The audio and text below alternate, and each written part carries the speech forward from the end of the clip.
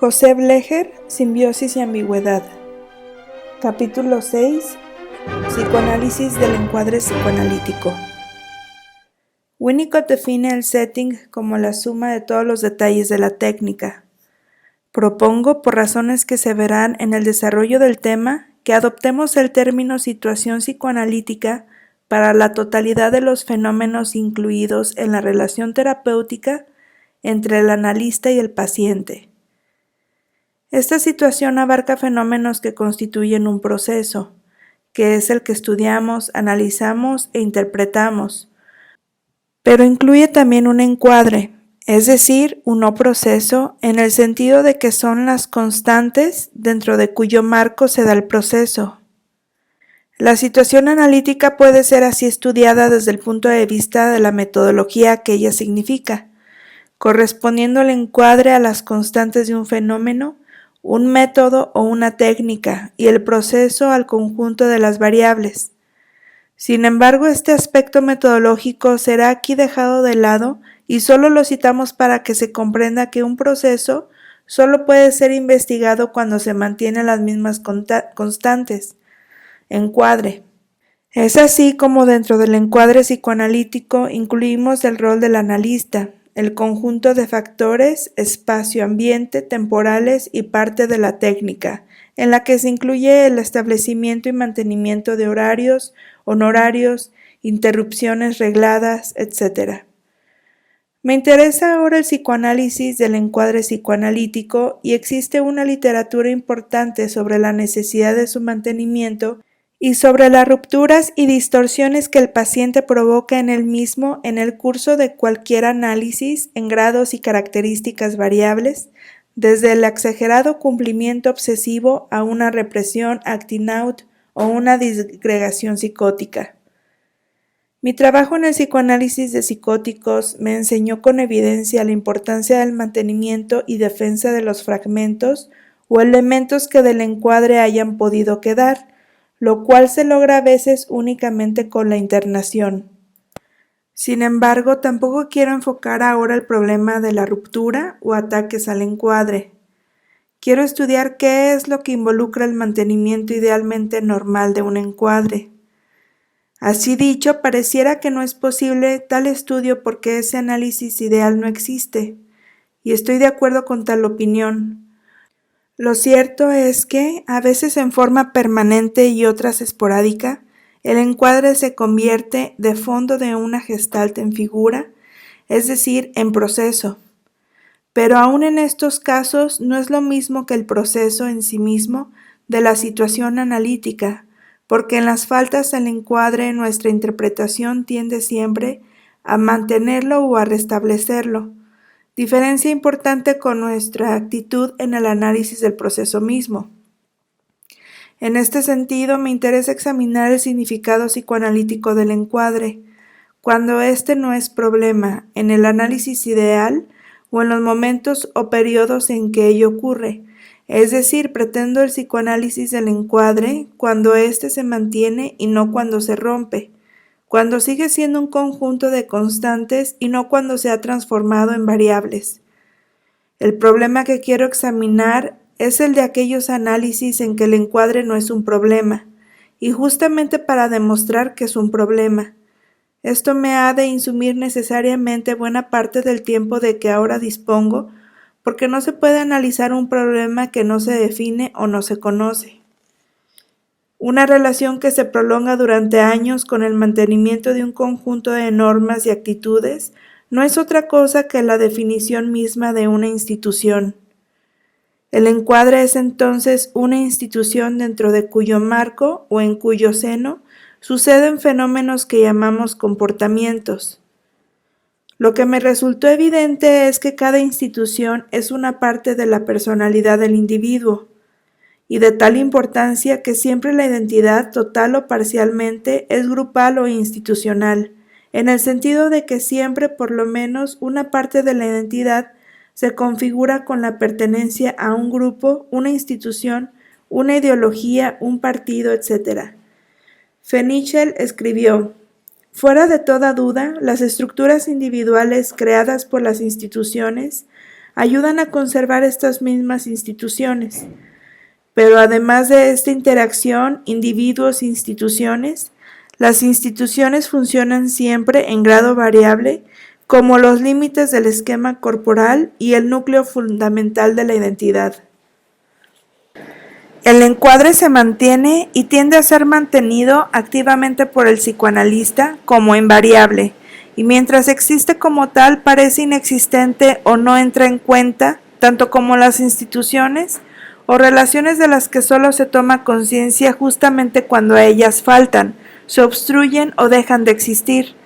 No sé quién ha dicho del amor y del niño que solo se sabe que existen cuando lloran. Pero ¿cuándo es el significado del encuadre cuando se mantiene, cuando no llora? Es en todos los casos el problema de la simbiosis, que es muda, y solo se manifiesta cuando se rompe o amenaza romperse. Es lo que también ocurre con el esquema corporal, cuyo estudio comenzó por la patología, que fue la que mostró en primer lugar su existencia. Así como se habla del miembro fantasma, hay que reconocer que siempre las instituciones y el encuadre se constituyen en un mundo fantasma, el de la organización más primitiva e indiferenciada. Lo que siempre está no se percibe sino cuando falta. Podríamos aplicar al encuadre la denominación de lo de Wallon llamó ultracosas, es decir, todo aquello que en la experiencia parece como vago, indeterminado, sin concepción o conocimiento de ello. Lo que organiza al yo no son solo las relaciones estables con los objetos o instituciones, sino las frustraciones y gratificaciones ulteriores con los mismos. No hay percepción de lo que siempre está. La percepción del objeto que falta y del que gratifica es posterior. Lo más primitivo es la percepción de una incompletud. Lo que existe para la percepción del sujeto es aquello cuya experiencia le ha mostrado que puede faltarle. En cambio, las relaciones estables o inmovilizadas, las no ausentes, son las que organizan y mantienen el no yo y forman la base para estructurar el yo en función de las experiencias frustrantes y gratificadoras.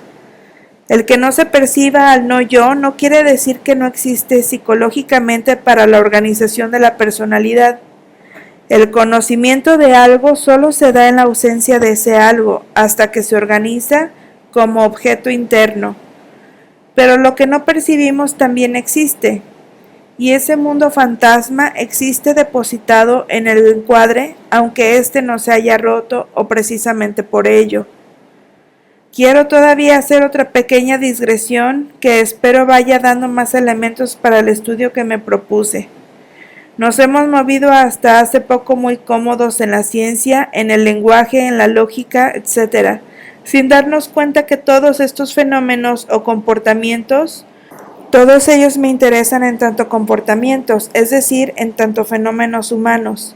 Se dan en un contexto de supuestos que ignorábamos o que dábamos por inexistentes o invariables, pero ahora sabemos que la comunicación incluye una metacomunicación, la ciencia una metaciencia, la teoría una metateoría, el lenguaje un metalenguaje, la lógica una metalógica, etcétera, etcétera. Si varía la meta, varía el contenido de manera radical. De esta manera el encuadre, siendo constante, es decisivo de los fenómenos del proceso de la conducta.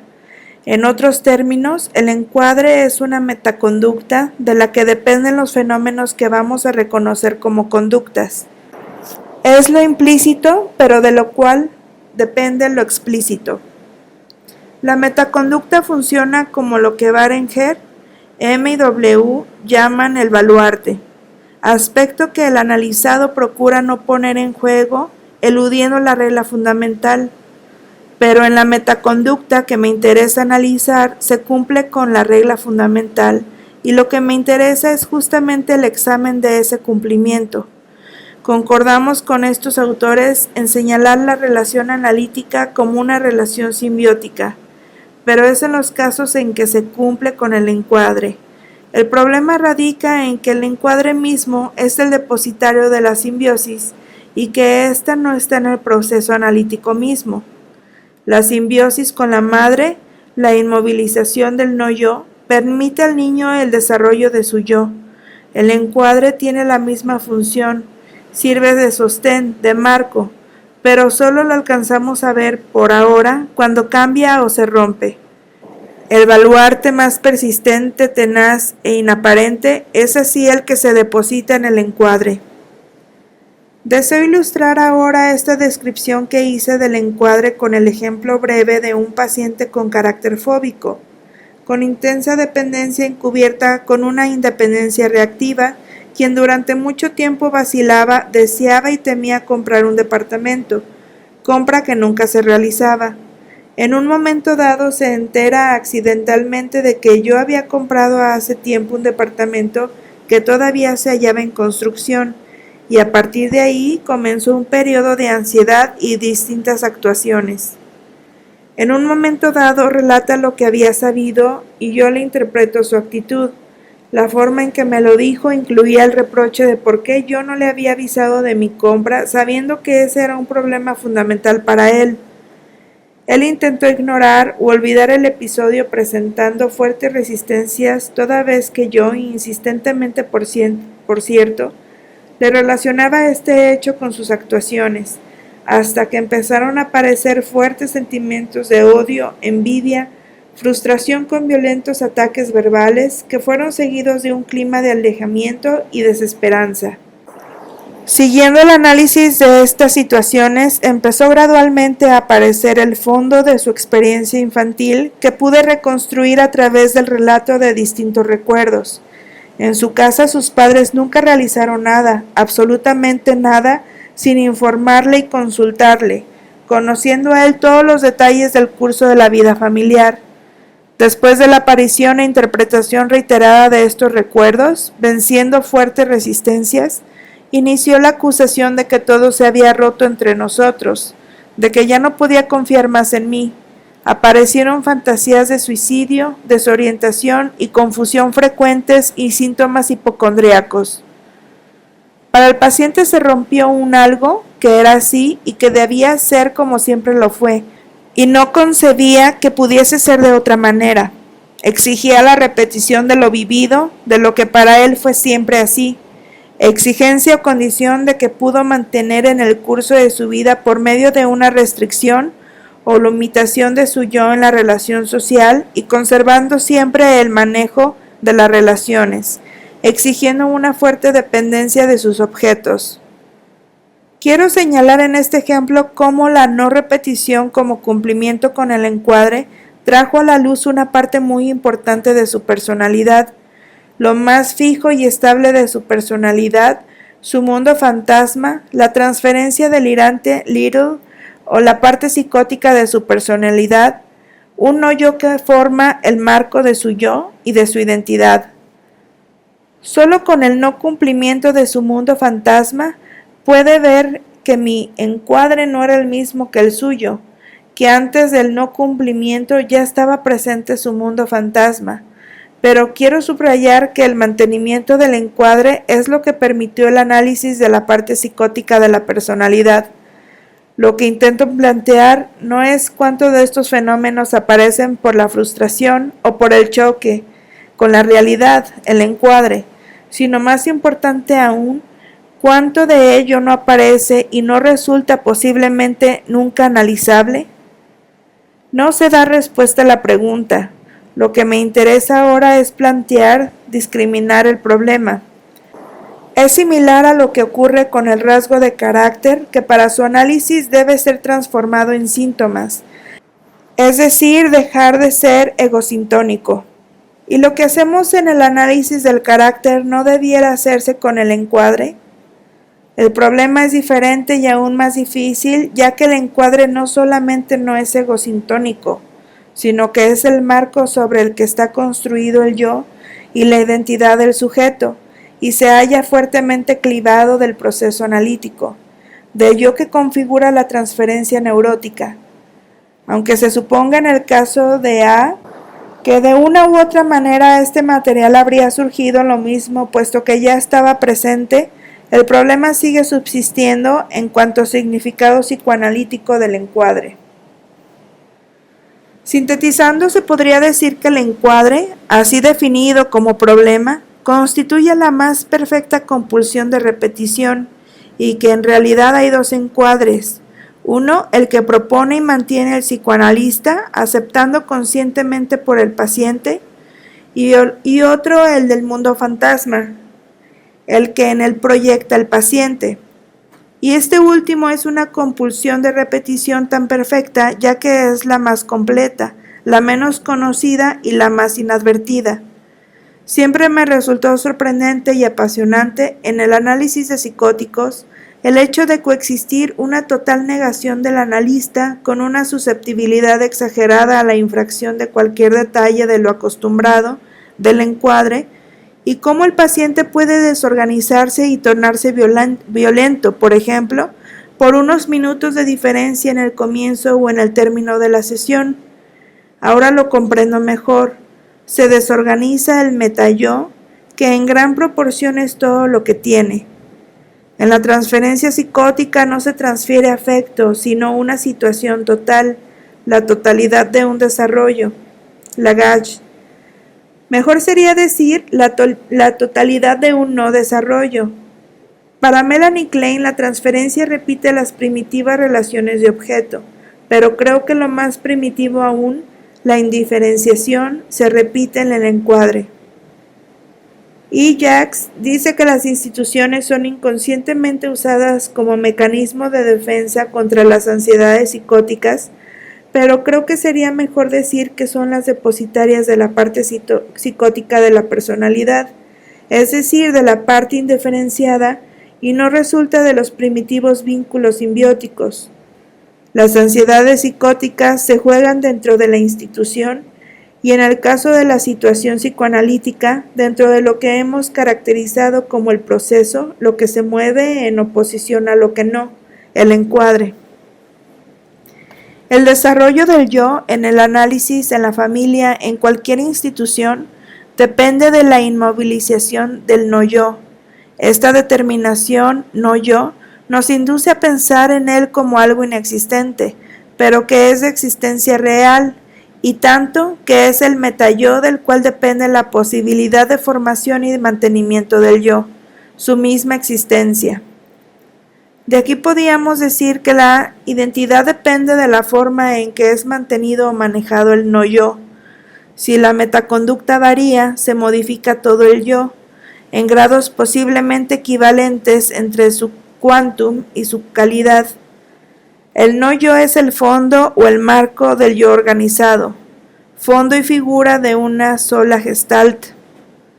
Entre yo y no yo, o entre parte neurótica y psicótica de la personalidad, no se instala una disociación, sino un clivaje, tal como he caracterizado este término en un trabajo anterior.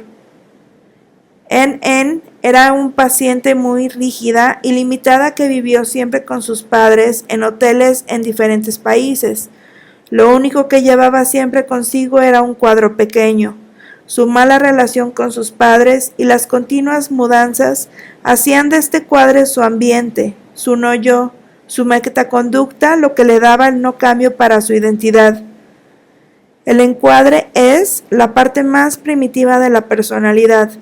Es la fusión yo-cuerpo-mundo de cuya inmovilización depende la formación, existencia y discriminación del yo, del objeto, del esquema corporal, del cuerpo, la mente, etc. Los pacientes con acting in o los psicóticos traen también su propio encuadre, la institución de su primitiva relación simbiótica, pero también le traen todos los pacientes. Es así como ahora podemos reconocer mejor la situación catastrófica que siempre en grado variable supone la ruptura del encuadre por parte del analista, vacaciones, incumplimiento de horarios, etc. Porque en estas rupturas, las rupturas que forman parte del encuadre, se produce una grieta, por lo que se introduce la realidad que resulta catastrófica para el paciente. Su encuadre, su mundo fantasma, quedan sin depositario y se pone en evidencia que su encuadre no es el encuadre psicoanalítico, tal como ocurrió con A.A., Pero ahora quiero dar un ejemplo de una grieta que el paciente toleró hasta que se vio necesitado de recuperar su omnipotencia, su encuadre. A, hijo único de una familia que en su infancia fue muy rica, socialmente muy relevante y muy unida, vivió en una enorme y lujosa mansión con sus padres y abuelos, entre quienes él era el centro de cuidados y mimos. Por razones políticas les fueron expropiados muchos bienes, produciéndose una gran decadencia económica. Toda la familia se esforzó durante un tiempo por vivir las apariencias de gente rica, disimulando el desastre y la pobreza, pero sus padres terminaron por mudarse a un departamento pequeño y por aceptar un empleo. Sus abuelos habían muerto en el ínterin. Cuando la familia enfrentó y aceptó el cambio, él siguió viviendo las apariencias. Se apartó de sus padres para vivir de su profesión de arquitecto, pero disimulando su gran inseguridad e inestabilidad económica, tanto que todo el mundo lo creía rico y él vivió y fomentó su fantasía de que no había pasado nada, conservando así el mundo seguro e idealizado de su infancia, su mundo fantasma. Era también la impresión que me provocaba en el tratamiento de una persona bien, de una clase social y económica superior, que sin ostentación de nuevo rico, conservaba un aire de seguridad, dignidad y superioridad, de estar fuera y por encima de las miserias y pequeñeces de la vida, entre las cuales se incluía el dinero. El encuadre se mantuvo bien, pagando también regular y puntualmente. Cuando se analizó cada vez más su actitud y su dualidad, el clivaje de su personalidad, su moverse en dos mundos, manteniendo una ficción, empezó a deberme dinero y a ser impuntual, tanto como a hablar con gran dificultad de su falta de dinero, lo cual lo hacía sentirse muy humillado. La ruptura del encuadre significó aquí una cierta ruptura de su organización omnipotente, la aparición de una brecha que se transformó en la vía para penetrar contra su omnipotencia el mundo estable y seguro de su infancia.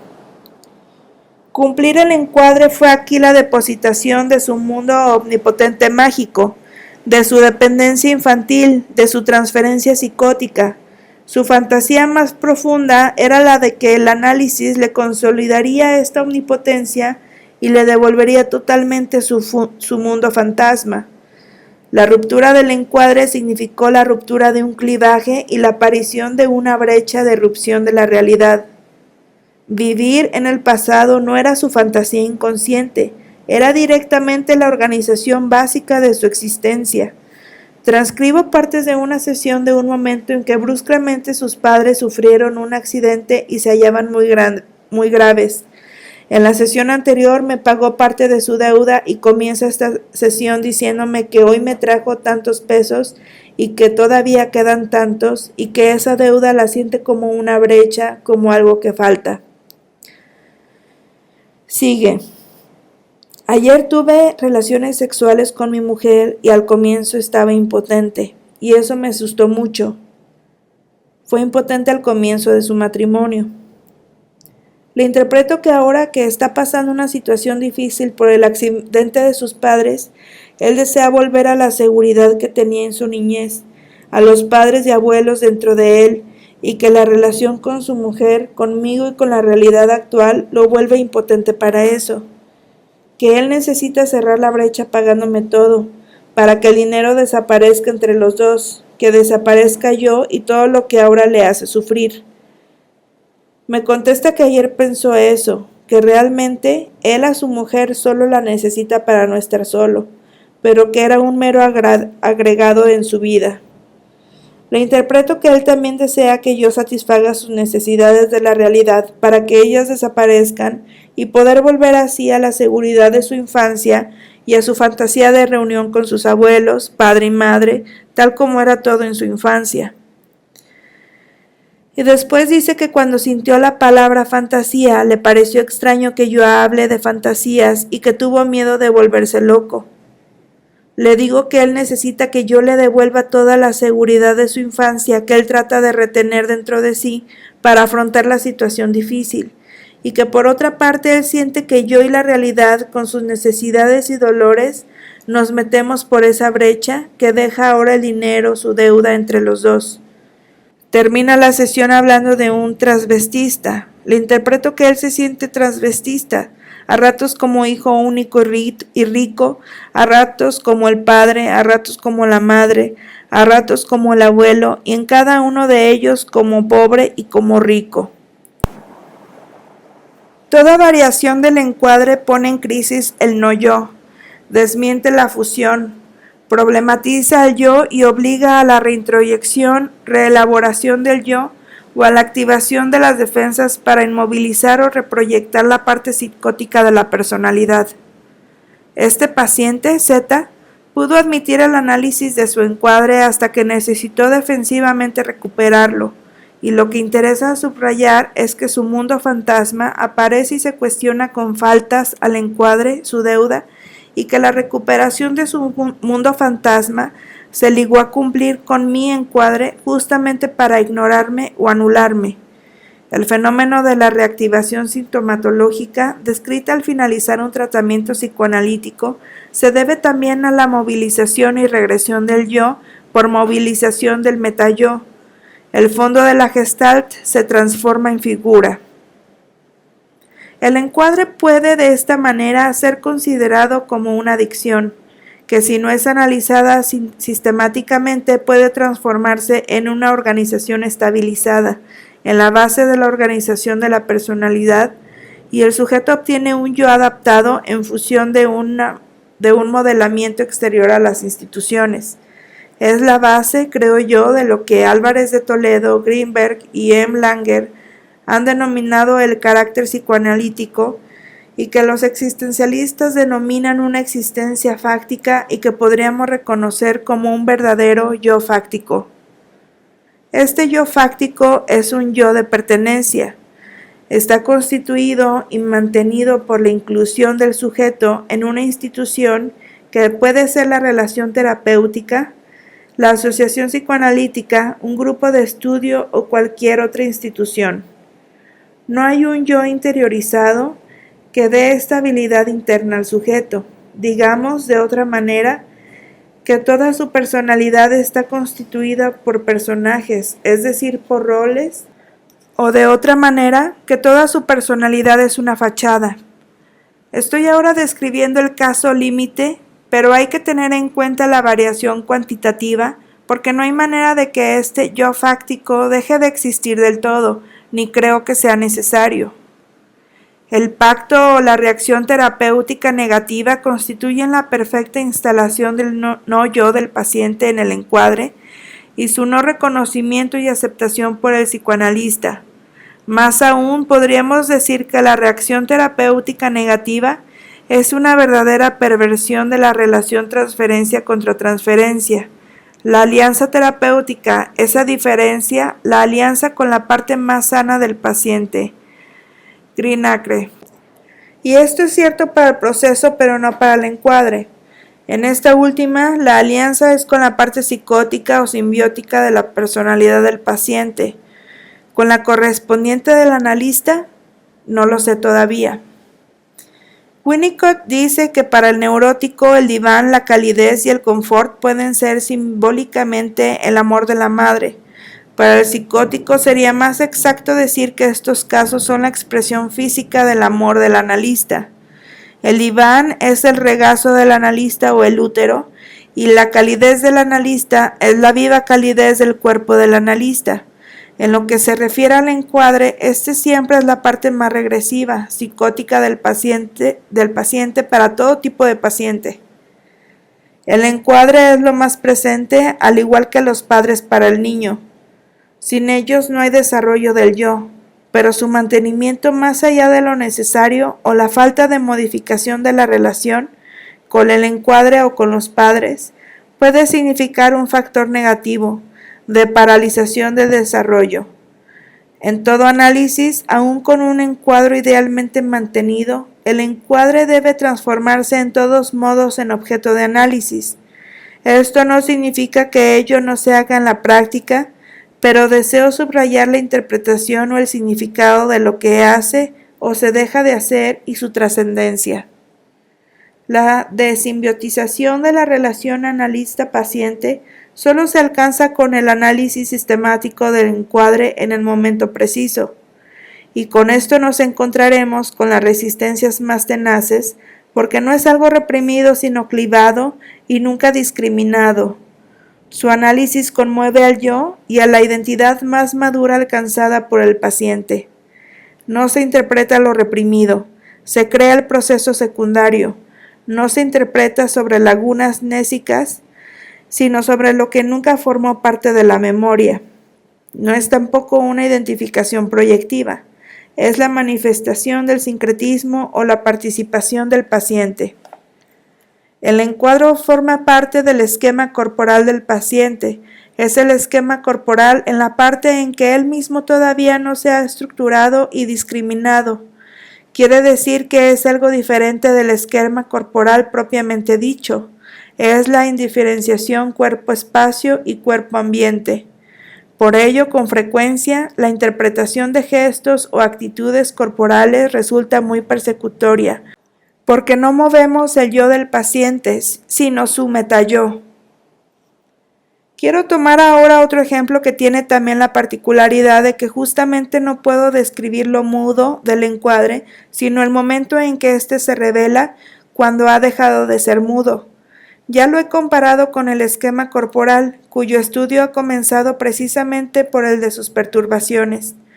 Pero además en este caso, el propio encuadre del psicoanalista estaba viciado. En un control, un colega trae el análisis de un paciente al que desde hace varios años interpreta la neurosis transferencial, pero se mantiene una cronificación y una ineficiencia terapéutica, razones estas últimas por las que decide traerlo a control.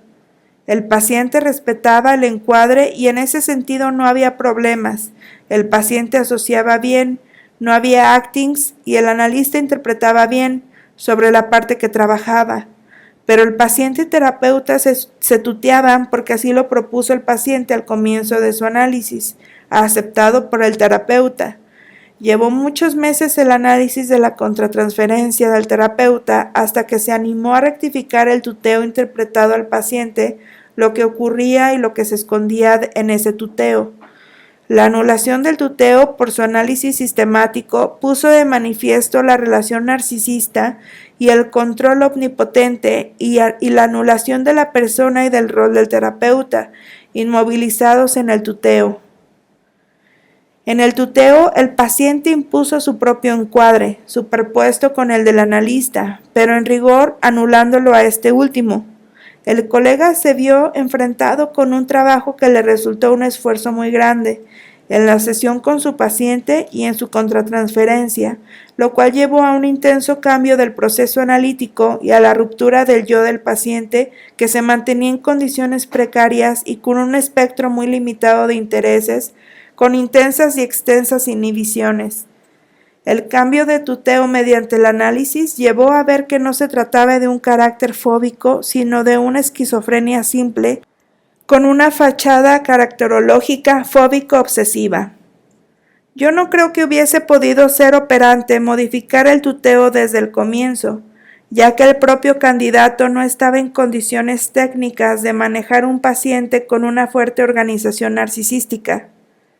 Sí sé que el analista no tiene que aceptar el tutear al paciente, aunque sí aceptar el tuteo del paciente y analizarlo en el momento oportuno, que retrospectivamente no puede ubicar. El analista debe aceptar el encuadre que el paciente trae, que es el metayo del mismo, porque en este se halla resumida la simbiosis primitiva no resuelta, pero tenemos que afirmar al mismo tiempo que aceptar el metayo, el encuadre del paciente, no significa abandonar el propio, en función del cual se hace posible analizar el proceso y el encuadre mismo transformado en proceso. Toda interpretación del encuadre no alterado moviliza la parte psicótica de la personalidad, constituye lo que he denominado una interpretación clivada.